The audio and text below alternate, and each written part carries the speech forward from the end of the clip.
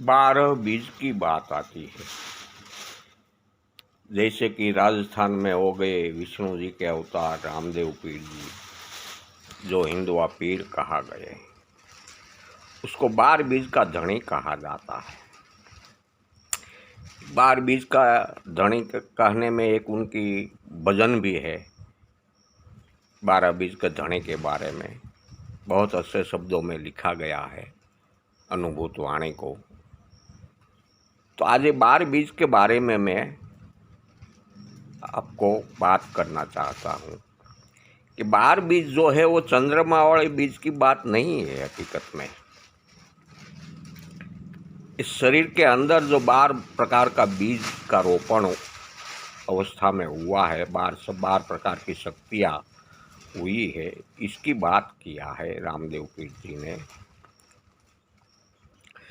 7 प्रकार का शरीर होता है। इसमें से पहले का शरीर से कारण शरीर तक, यानी कि स्थूल शरीर से लेकर कारण शरीर तक 4 प्रकार का शरीर होता है। ये 4 प्रकार के शरीर में ये चारों बीज रोपण के रूप में समाया हुआ है। उसको सिद्ध करना पड़ता है। वो 12 बीज जब कोई मानव सिद्ध कर लेता है तब वो पीर कहा जाता है, उनको पीर की पदवी मिलती है। तब वो 12 बीज का धनी कहा जाता है, 12 बीज का मालिक कहा जाता है। जो हिंदुआ पीर की पदवी रामदेव पीर जी को मिल गई। ये 12 बीज कौन से नाम से है, मैं मेरी दृष्टि से बताता हूँ। ऐसे तो कई अलग अलग महापुरुषों ने अलग अलग नाम दिया है ये बीज को, सभी ने सही दिया है, कोई गलत नहीं है। लेकिन उनकी भाषा में, वो जो प्रांत में रहते थे उनकी भाषा में उनने 12 बीजों का नाम अलग अलग नामों से दिया है। लेकिन है वो 12 प्रकार की शक्ति जो ये शरीर में 4 प्रकार के शरीर में समाई हुई है। इसमें पहला है कर्म बीज, दूसरा है वचन बीज, तीसरा है बिंदु बीज, चौथा है उत्पत्ति बीज, पांचवा है रोम बीज, छठा है ब्रह्म बीज, सातवां है नाद बीज, आठवां है अलील बीज, नौवां है प्रेम बीज, 10वां है रज बीज, 11वां है वासना बीज और 12वां बीज है ओमकार बीज। इसी तरीके से मेरी दृष्टि से ये 12 प्रकार की शक्तियाँ है। 12 प्रकार की शक्तियाँ जब कोई मानव हस्तगत कर लेता है उनको बीज कहा जाता है। कि ये बीज इसलिए कहा गया कि उसके अंदर अनेक प्रकार की शक्तियाँ समाई हुई है। एक ही शक्ति के अंदर अनेक प्रकार की शक्ति कहाई हुई है। जैसे कोई बीज में से पेड़ होता है तो इनके अंदर से कितनी प्रकार के बीज उत्पन्न होता है, बराबर इसी प्रकार से इसी 12 शक्तियों में अनेक प्रकार की शक्तियाँ समाई हुई है, इसलिए उनको बीज के रूप में कहा गया है। कर्म बीज जो पहला है वो मन में शामिल होता है और सत्कर्म करने से और निज पथ पर चलने से कर्म बीज सिद्ध होता है। जब कर्म बीज सिद्ध होता है तब साक्षित्व प्रकट होकर उनको कोई भी कर्म करेगा तो वो कर्म को उनको दोष नहीं लगता, ऐसा उनको कर्म बीज सिद्ध हो जाता है, साक्षित्व प्रकट हो जाता है, उनको कर्म बीज सिद्ध कहा जाता है। दूसरा बीज है वचन बीज।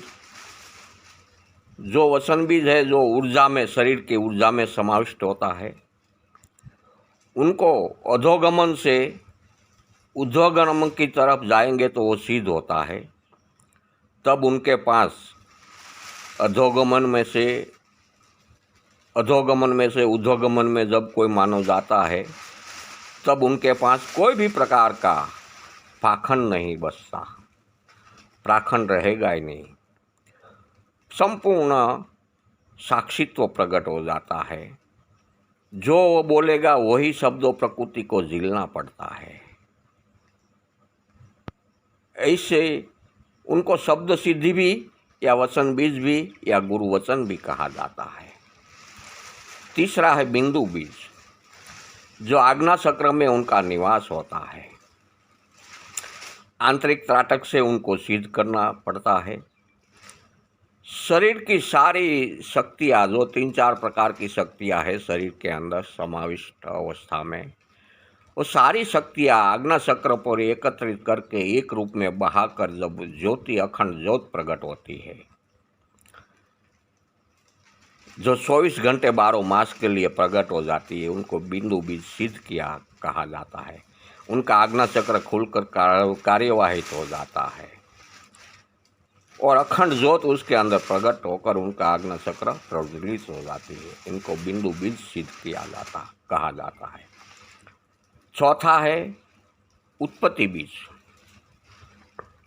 शरीर के प्रवाही ऊर्जा में समाविष्ट होता है। अधोगमन में सिद्ध है।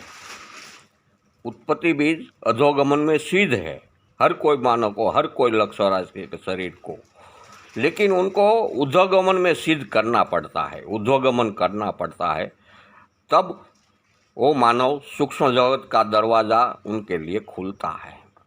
उसको उत्पत्ति बीज कहा गया है।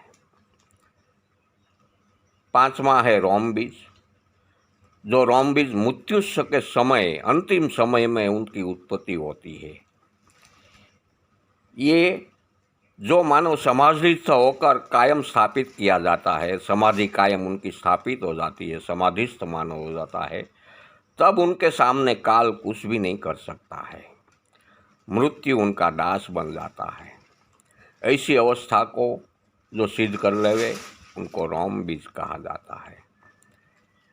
छठा है ब्रह्म बीज, जब मानव समाधिस्थ होता है तब उनको बोध होता है, हूँपणा का पदार्थपात उनके सामने हो जाता है, तब वो ब्रह्म बीज उनको सिद्ध हो जाता है।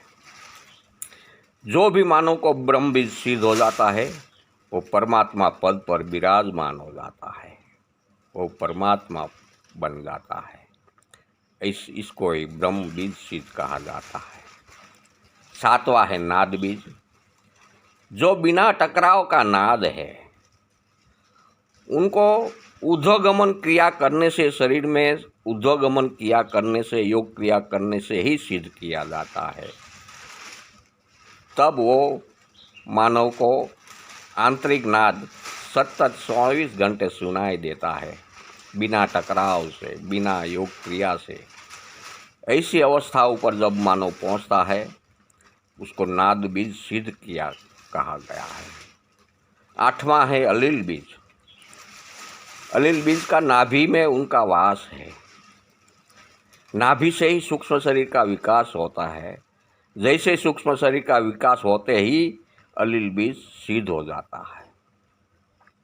नौवां है प्रेम बीज, प्रेम बीज संपूर्ण साक्षिक अवस्था जब कोई मानव को प्रकट हो जाती है, कर्ता अवस्था नाबूद हो जाती है, तब वो मानव समभावी हो जाता है।